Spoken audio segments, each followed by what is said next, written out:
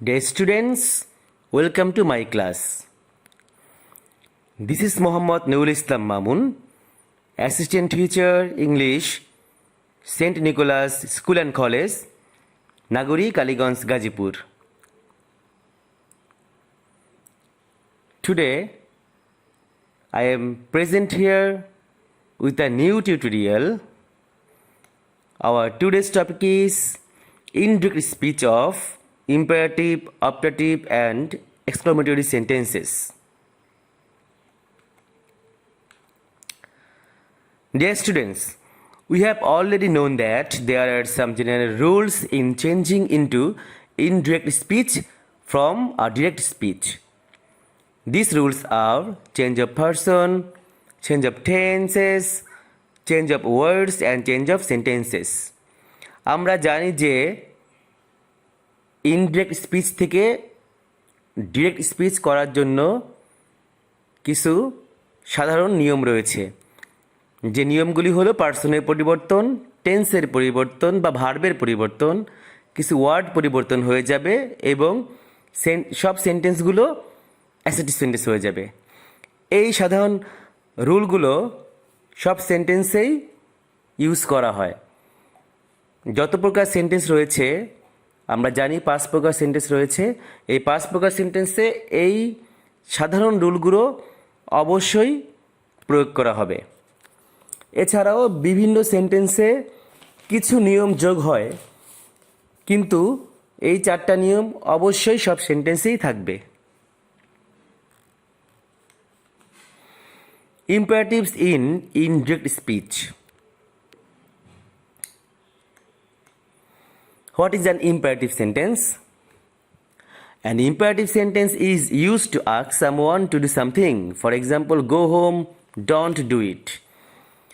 কাউকে কোনো কিছু করতে বলার জন্য যে সেন্টেন্স ব্যবহার করা হয় তাই ইম্পারেটিভ সেন্টেন্স। কোনো কিছু করতে বলা আবার বিভিন্ন রকম হয়ে থাকে, যেমন কাউকে কোনো কিছু আদেশ বা অর্ডার করা হয়, অনুরোধ বা রিকোয়েস্ট করা হয়, উপদেশ বা অ্যাডভাইস দেওয়া হয়, কোনো প্রস্তাব বা প্রপোজাল দেওয়া হয়, পারমিশন অথবা অনুমতি প্রার্থনা করা হয়। তাহলে আমরা দেখি কিভাবে ইম্পারেটিভ সেন্টেন্সকে ইনডিরেক্ট স্পিচে পরিবর্তন করা যায়। Manha said to me, sit beside me. This is an imperative sentence. এটা হলো একটা ইম্পারেটিভ সেন্টেন্স। এখন ইনডিরেক্ট স্পিচে Manha told me to sit beside her. তাহলে দেখি কি কি পরিবর্তনগুলি এখানে হয়েছে। টোল্ড চলে আসছে, মানহা টোল্ড মি, সেটটির পরিবর্তে টোল্ড চলে আসছে। ইনভার্টেড কমা এর স্থলে টু ব্যবহার হয়েছে, যেটা আমরা আগে দেখেছিলাম অ্যাসার্টিভে দ্যাট অথবা ইন্টারোগেটিভে ইফ বা ডাব্লিউএস ওয়ার্ড, কিন্তু আমরা ইম্পারেটিভে দেখতে পাচ্ছি যে টু ব্যবহার হচ্ছে। টু যখন ব্যবহার হয় আমরা জানি টু এর পরে ভার্বের বেস ফর্ম বা প্রেজেন্ট টেন্স নেয়। তাহলে আমরা সিট সিটে থাকবে আর চেঞ্জ হবে না। বিসাইড মি হলো ফার্স্ট পারসন, চেঞ্জ হবে সাবজেক্ট মানহার সাথে, পরিবর্তন হয়ে গেল হার। তাহলে Manha told me to sit beside her. তাহলে আমরা দেখতে পাচ্ছি সেটটা পরিবর্তন হয়ে হচ্ছে টোল্ড, অর্ডার, অ্যাডভাইস অথবা রিকোয়েস্ট। তাহলে যদি আদেশ বোঝায় তাহলে আমরা দেব অর্ডার, যদি উপদেশ বোঝায় তাহলে আমরা দেব অ্যাডভাইস, আর যদি এই অনুরোধ বোঝায় তাহলে আমরা দিব রিকোয়েস্ট। তো যদি এইগুলি কোনোটাই না বোঝায় তাহলে আমরা দিব টোল্ড। ইনভার্টেড কমার বদলে আমরা কি দিলাম? টু। আর সেন্টেন্সটি অ্যাসার্টিভ সেন্টেন্স হিসেবে গণ্য হবে।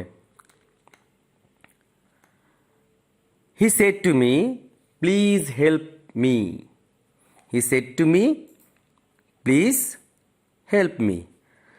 তাহলে আমরা দেখি যে কি পরিবর্তনগুলি হয়। আমরা জানি সেট টুর বদলে আমরা এখানে দিব রিকোয়েস্ট, প্লিজ দিয়ে আমরা অনুরোধ বুঝি, তাহলে আমরা এখানে আর টোল্ড দিব না বা অর্ডার দিব না বা অ্যাডভাইস দিব না, আমরা দিব রিকোয়েস্ট। তাহলে সেড হয়ে যাবে রিকোয়েস্টেড, ইনভার্টেড কমার বদলে হবে টু। তাহলে দেখি আমরা কি হচ্ছে। হি সেড টুর বদলে প্লিজ থাকার কারণে সেড টুর বদলে হচ্ছে রিকোয়েস্টেড মি, আর ইনভার্টেড কমার বদলে হবে টু। হেল্প মি হলো ফার্স্ট পারসন, সাবজেক্ট হির সাথে পরিবর্তন হয়ে হয়ে যাবে হিম। তাহলে he requested me to help him.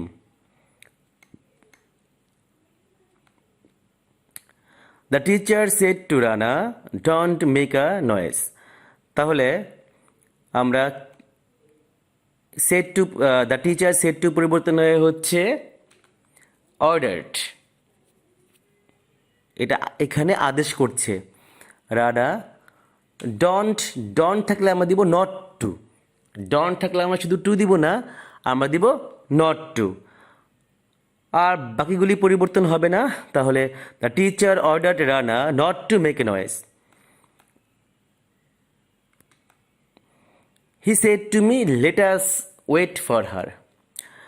যদি ইম্পারেটিভ লেটটা, if let denotes a proposal, then we have to use propose or suggest as a reporting verb, then conjunction that, then subject and should.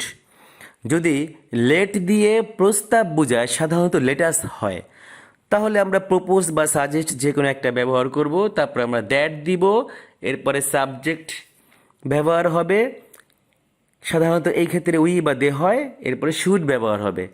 তাহলে indirect হি let us থাকার কারণে হয়ে গেল proposed to me, that বসবে আবার, তাহলে হি said to me, এখানে first person রয়েছে তাহলে হবে উই, এরপরে শুড ব্যবহার হবে, শুড ওয়েট ফর হার। তাহলে he proposed to me that we should wait for her.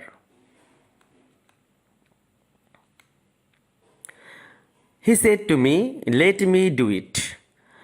If let doesn't denote a proposal, then said or told is used as a reporting verb, conjunction that, then subject might or might be allowed to. যদি late প্রস্তাব না বুঝায় তাহলে আমরা কি দিব?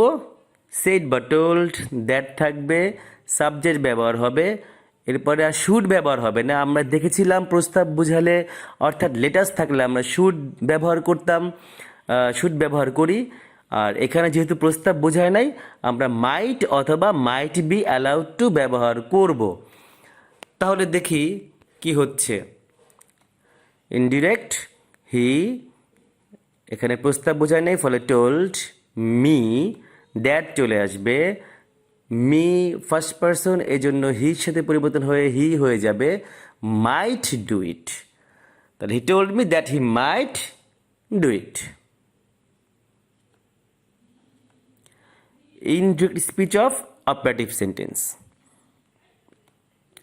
A sentence which expresses a desire or wish is called an operative sentence. যে ধরনের সেন্টেন্সের সাহায্যে ইচ্ছা বা কামনা প্রকাশ করা হয় তাকে অপারেটিভ সেন্টেন্স বলে। যেমন মে ইউ লিভ লং, এখানে কামনা করা হচ্ছে সে অনেক দিন বাঁচুক। তাহলে দেখি কিভাবে অপারেটিভ সেন্টেন্সগুলোকে ইনডিরেক্ট স্পিচে পরিবর্তন করা যায়। He said to me may Allah bless you. তাহলে আমরা ইনডিরেক্টে কি করলাম? হি সেড টু পরিবর্তন হয়ে প্রেড দ্যাট আল্লাহ, মে হয়ে গেল মাইট, ব্লেস ইউ, ইউ হলো সেকেন্ড পারসন, অবজেক্ট মির সাথে পরিবর্তন হয়ে হয়ে গেল মি। তাহলে পরিবর্তনগুলি কি কি হলো? তাহলে সেড টু সেট টু ইচ্ছা বা কামনার ধরন অনুযায়ী উইশ বা প্রে বা ব্লেস এ পরিবর্তন হবে। ইনভার্টেড কমা উঠে গিয়ে আবারও দ্যাট বসবে, তারপরে সেন্টেন্সটি অ্যাসার্টিভে পরিণত হবে, অর্থাৎ আগে সাবজেক্ট তারপরে ভার্ব বসবে। তাহলে সেট টুর পরিবর্তে আমরা প্রেড ব্যবহার করলাম, দ্যাট চলে আসলো, আগে সাবজেক্ট আল্লাহ চলে আসলো, মে হয়ে গেল মাইট, তারপরে ব্লেস। আমরা জানি মডেলের পরে আমরা ভার্বকে চেঞ্জ করতে পারি না, ফলে ব্লেসে থাকলো, ভার্ব অনেই রইল, ইউ সেকেন্ড পারসন মির সাথে পরিবর্তন হয়ে এটা মি হয়ে গেল। They said long live our president. তাহলে আমরা কি দেব? খেয়াল আছে কি? নিশ্চয়ই আমাদের মনে আছে যে আমরা সেটটির বদলে ইচ্ছা বা কামনার ধরন অনুযায়ী আমরা উইশ প্রে বা ব্লেস দেই। তাহলে এখানে আমরা দিব প্রেড বা উইশড, তাহলে উইশড। আবার কি দেই আমরা? দ্যাট বসবে, এরপরে পার্সন নিয়ে কাজ করতে হবে। আওয়ার ফার্স্ট পার্সন, দে সাবজেক্টের সাথে পরিবর্তন হয়ে যাবে দেয়ার প্রেসিডেন্ট। এখানে মাইট নিয়ে আসতে হবে, মাইট লিভ লং, আগে মাইট মডেল, এরপরে ভার্ব লাগবে লিভ, তারপরে লং। তাহলে they said long live our president, they wish that their president might live long. He said to me have a nice journey. তাহলে ইনডিরেক্টে আমরা কি দিলাম? He wished me a nice journey, he wished me a nice journey.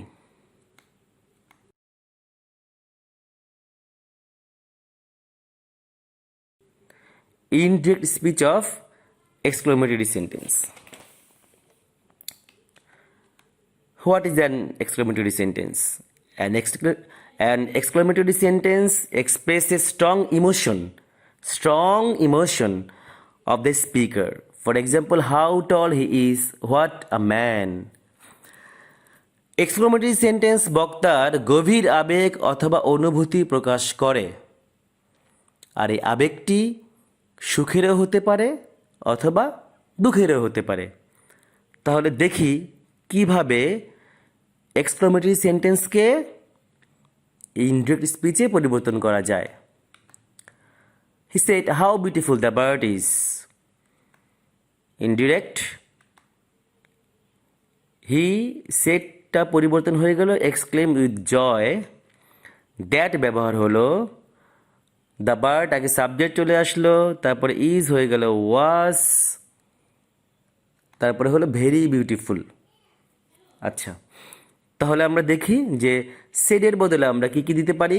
আমরা ধরন অনুযায়ী, বাক্যের ধরন অনুযায়ী এক্সক্লেম উইথ জয়, সরো অথবা ওয়ান্ডার দিতে পারি। যদি দুঃখ বুঝে তাহলে দিব সরো, আনন্দ বুঝাইলে জয়, আর যদি বিস্ময় বুঝে তাহলে দিব ওয়ান্ডার। ইনভার্টেড কমার পরিবর্তে আবার দ্যাট ব্যবহার হবে, এরপরে অ্যাসার্টিভ সেন্টেন্স হয়ে যাবে, অর্থাৎ আগে সাবজেক্ট তারপরে verb.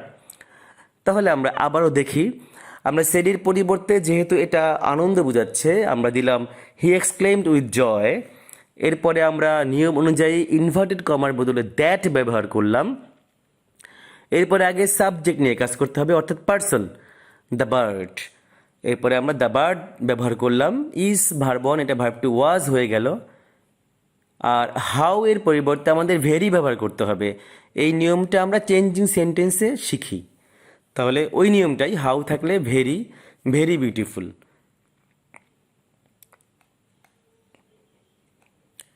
He said alas I am undone. তাহলে হি এক্সক্লেম উইথ সরো, দুঃখ বোঝাচ্ছে, দ্যাট আগে পার্সন আই, এটা হয়ে যাবে হি, এম হয়ে গেল ওয়াজ, আনডান। তাহলে he exclaim with sorrow that he was undone. He said what a tall man he is. তাহলে নিয়ম অনুযায়ী হি এক্সক্লেমড উইথ ওয়ান্ডার, বিস্ময়, তারপর দ্যাট আগে পার্সন হি, ইজ হয়ে গেল ওয়াজ, হি ওয়াজ, হোয়াটের পরিবর্তে এ ভেরি, তারপর tall man. He exclaimed with wonder that he was a very tall man. তাহলে আমরা দেখতে পাচ্ছি যে আমাদের যে কতগুলি জেনারেল রুলস রয়েছে ওই রুলগুলি সব সেন্টেন্সে ব্যবহার হয়, আর ভিন্ন ভিন্ন সেন্টেন্সে রিপিটিং ভার্বটা চেঞ্জ হয়ে যায়, আর ইনভার্টেড কমার স্থলে ভিন্ন ভিন্ন কিছু বসে, কখনো দ্যাট, কখনো ইফ বা ডাব্লিউসি ওয়ার্ড, কখনো টু, কখনো নট টু। তাহলে যদি আমরা এই ব্যাপারগুলি একটু খেয়াল রাখি তাহলে আমাদের পরিবর্তনগুলো করা খুব কঠিন হবে না। সবাইকে এতক্ষণ ধরে মনোযোগ দিয়ে এই টিউটোরিয়ালটি দেখার জন্য ধন্যবাদ জানাচ্ছি।